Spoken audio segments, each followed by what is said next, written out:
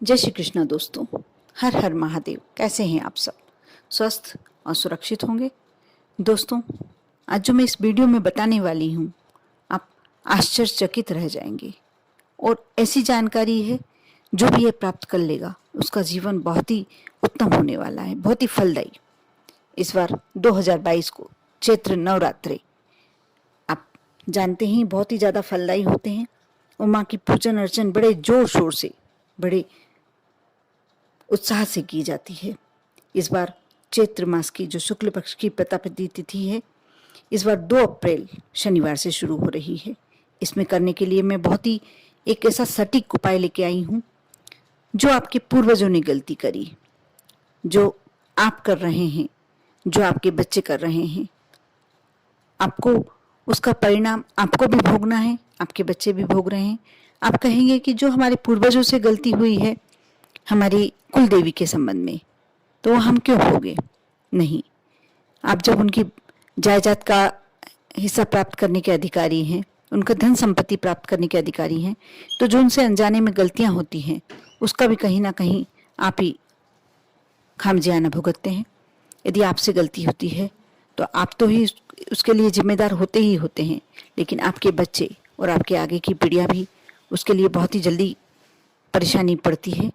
आप जो मैं उपाय बताने जा रही हूँ, इस उपाय को कर लेने के बाद जो आपके पूर्वजों ने भी गलती अनजाने में कर ली है, या जो भी गलतियां आपसे हो रही है या आपके बच्चे कर रहे हैं, चाहे वो अनजाने में ही हो रही है, लेकिन उसका जो आपको फल भोगना पड़ रहा है, आपकी कुल देवी रुष्ट हो गई है, माँ रुष्ट हो गई है, उनको मनाने के लिए बहुत ही अच्छा उपाय आप कर देखें। क्योंकि बहुत ही शास्त्रों पुराणों का निकाला हुआ उपाय है और बहुत ही अच्छा सटीक उपाय है। इस उपाय को सुनने के बाद आपको लगेगा कि ऐसा भी कुछ हो सकता है क्या, और ऐसा इतना कैसे शोध किया गया होगा, तब यह उपाय निकाला गया है। जैसे अमावस्या तिथि जिस दिन पड़ती है, उसके तीसरे दिन आपको नवरात्रि शुरू होने के पड़वा के तीसरे दिन आपको ये कार्य करना है। आप सुने पूरा ध्यान से इस वीडियो को अवश्य। अच्छा लगे तो लाइक अवश्य करें, क्योंकि अच्छा तो लगने ही वाला है। आपके सारे दुख, यदि दुखों से मुक्ति पाना चाहते हैं, अपने परिवार को पूर्ण सुखी देखना चाहते हैं, तो बस ये छोटा सा कार्य आप अवश्य करें, कर देखें। आपको करना यह है कि जो अमावस्या तिथि का तीसरा दिन यानी तृतीया तिथि होना चाहिए, आप विशेष ध्यान रखें कि बार कोई सा भी चलेगा, उसमें कोई बार का विशेष महत्व नहीं है, बस तिथि तृतीया होना चाहिए। अमावस के बाद तीसरा दिन यानी तृतीया तिथि, आप सूर्योदय से लेकर सूर्यास्त तक आप एक को यह खरीद करना है। 100 ग्राम खड़ा नमक, जो साबुत नमक बाजार में आराम से मिल जाता है, 100 ग्राम आपको खड़ा नमक लेना है। जिस भी पैकेट में, जैसे भी पैकेट में वो आपको दे, आप ले आए घर पर, और अपने घर में आप एक पीली रंग की कपड़े की थैली, अच्छे कोरे कपड़े की बनाकर रखें। मजबूत थैली होना चाहिए और पीले कपड़े की ही होना चाहिए। आप अपने घर का जो दक्षिण पश्चिम कोना है, आप ध्यान से सुने, जो मैं वीडियो बता रही हूँ, आप यदि नहीं समझ में आए तो आप दोबारा देखें। लेकिन ये उपाय आप लोगों के लिए बहुत ही उपयोगी उपाय है, बहुत ही जबरदस्त उपाय है। जिसने भी किया, शायद मेरे को लगता है कि उसकी जिंदगी के कष्ट तो पूरे उनके कुल देवता, कुल देवी, जो भी माँ सती, उन्हें बिल्कुल दूर कर दिए हैं। भोलेनाथ ने एकदम दूर कर दिए हैं। बहुत ही अचूक उपाय ये है। इसे यदि ब्रह्मास्त्र भी कहा जाए तो अतिशयोक्ति नहीं कहा जाएगा। आप 100 ग्राम नमक लेके आए और जैसा भी पैकेट में बंद है उसे लाकर आप उस पीली थैली में रख लीजिए। और आपको अपने सोने वाले कमरे में नहीं करना, जिसमें आप सोते हैं उस कमरे में नहीं करना है। आपका हॉल होगा, यदि आपके घर में हॉल है, उसके दक्षिण पश्चिम कोने पर, या जो भी और दूसरी कोई रूम है चलेगा, लेकिन बस सोने वाला रूम नहीं होना चाहिए। उस थैली को आप दक्षिण पश्चिम कोने पर रख दीजिए।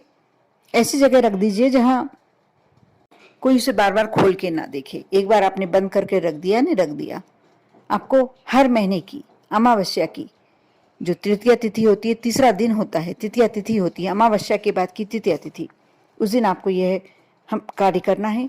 हर अमावस्या की तृतीया तिथि को आपको अमावस्या के बाद की तृतीया तिथि को आपको 100 ग्राम नमक लाना है, अपने घर में पूरा लेकर घूमना है और उसे लाकर उस पीली थैली में रखते जाना है। ये काम आपका हो गया। अब आप क्या करेंगे कि आप साल भर में जब भी आप कुल देवी के मंदिर जाते हैं अपनी कुल देवी के दर्शन करने, कोई 3 महीने में जाता है, कोई 6 महीने में जाता है, कोई साल भर में जाता है, कोई 2 साल में जाता है, ये आप लोगों के लिए मायने नहीं रखता। ये आपकी सुविधा है कि आप जब भी जाते हैं उस थैली को ऐसा कि ऐसा उठाकर आप अपने पूरे घर में घूमें और ले जाएं।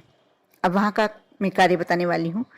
आप उस थैली को आप ले गए अपने साथ रखकर, जब आप मंदिर में जा रहे हैं, कुल देवी के मंदिर में जा रहे हैं, आप उस थैली को साथ में ले जाएं। एक प्लास्टिक का छोटा सा बकेट यदि आपके पास है, आप वहाँ से ले लें बकेट, और आपको उस बकेट को साथ में ले जाना है। उसमें नमक डालना है, जितना भी आपके पास नमक जमा हो गया, 100-100 ग्राम करके। यदि आप 2 महीने में गए तो 200 ग्राम हो गया, 3 महीने में गए तो 300 ग्राम हो गया, साल भर में गए तो जितना भी आपके पास नमक जमा हो गया है, आपको पूरा नमक ले जाना है और उस बकेट में डाल देना है। जो भी आप छोटा सा एक प्लास्टिक का बकेट ले आ सकते हैं, जो भी आपके पास बर्तन उस समय वहाँ मिल जाए, आसानी से आपको मिल जाए, आप खरीद भी सकते हैं या किसी से लेकर आप रख सकते हैं।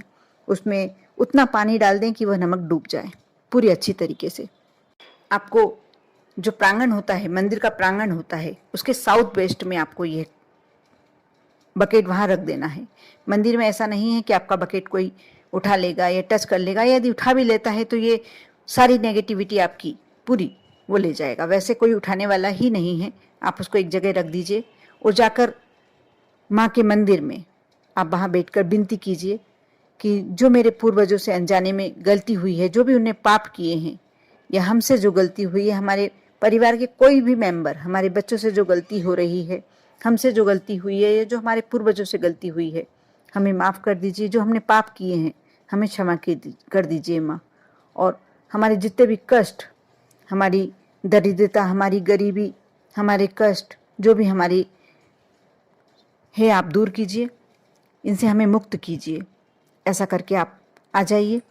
थोड़ी देर बैठ के अपनी माँ के समक्ष, यदि कुल देवता हैं तो आप देवता के समक्ष, जो भी आप मानते हैं, जिन्हें अपना इष्ट मानते हैं, उनके समक्ष विनती कीजिए और जाकर उस बकेट के पास जाइए।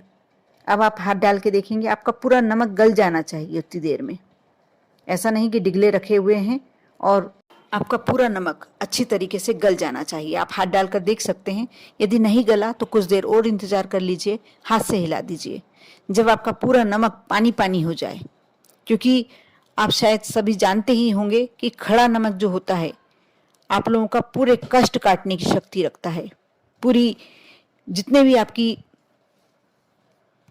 दुख हैं पूरे काटने की क्षमता रखता है। और जो कुल देवी के समक्ष आप ये उपाय कर रहे हैं, इसके कैसे भी कष्ट हो, कोई बीमारी संबंधी कष्ट हो, कोई भी कष्ट हो, आपका देखना कैसे दूर होते हैं।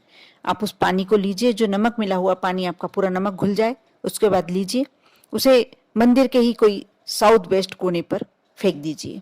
बस अब आप घर आ जाइए, वहाँ से दर्शन करें। आपने जितने दिन रुकना है आपको रुकिए वहाँ। आपको कोई अब दूसरा कार्य नहीं करना।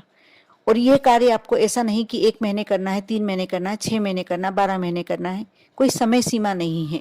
आप करके देखना, आपको पॉजिटिविटी लगे, आपको लगे कि हाँ आपके कष्ट कट रहे हैं। और सभी जाते हैं अपने कुल देवता कुल देवी के दर्शन करने, और यदि ये कार्य कर लेते हैं तो आपके जो भी साल भर में आपके साथ अनिष्ट होने वाला है, जो कि आपके परिवार में आकस्मिक घटनाएं होने वाली है, या आपके ऊपर दरिद्रता देवी हावी होने वाली है, माँ लक्ष्मी आपसे रूठी भी हुई भी हो तो मान जाएंगी। जो भी आपकी मनोकामना, यदि आपके बच्चे का संबंध नहीं हो रहा, आपके परिवार में कोई बहुत ज़्यादा अशांति है, बहुत ही कलह की स्थिति, तो भी दूर हो जाएगी। आप जब तक पूर्ण रूप से आपको लगे कि ये उपाय मेरे को नहीं करना है, मुझे सब चीज़ मिल गई है, सब कष्ट कट गए हैं, तो आप यदि स्वेच्छा से करना चाहें तो करते रहिए, नहीं करना चाहें तो छोड़ दीजिए। लेकिन आप जिस दिन पूरा नमक कुल देवी के मंदिर में करके आते हैं, उसके बाद ही ये उपाय छोड़िए। नमक को घर में मत रखे रहने दीजिए। दूसरी बात, इस बात का ध्यान अवश्य रखिए, आपको अपने बेडरूम में इस नमक को नहीं रखना है। तीसरी बात, आपको इस बात का ध्यान रखना है, कोई यदि आपका ये प्रश्न रहा कि आपको 100 ग्राम नमक कोई किराने वाला या कोई परचून वाला नहीं देने वाला है, तो आप 1 किलो नमक ले आइए, उसमें से 100 ग्राम नमक निकाल लीजिए। 900 ग्राम नमक आप किसी डिब्बे में भर के रख सकते हैं, और दूसरे महीने अमावस्या की जब बाद की तीसरी तृतीया तिथि आती है, तीसरा दिन आता है, तब आप उसमें से फिर से 100 ग्राम नमक लेकर यूज कर सकते हैं, उपयोग कर सकते हैं। आप समझ गए होंगे इस उपाय को और इस उपाय की महत्वता को। आप करके देखें और उसके साथ बहुत ही श्रद्धा और भावना के साथ माँ का नाम लीजिए, माँ जगदम्बा का नाम लीजिए, जो भी आपके कुल देवता कुल देवी हैं उनके नाम का जयकारा लगाइए। कमेंट्स बॉक्स में अवश्य आप अपने कुल देवी कुल देवता को अवश्य याद कीजिए और करके देखिए श्रद्धा और भक्ति के साथ, श्रद्धा और विश्वास के साथ। आपके सारे कष्ट दूर करने के लिए माँ आ ही रही हैं। 2 अप्रैल से करके देखिए। ओम नमः शिवाय।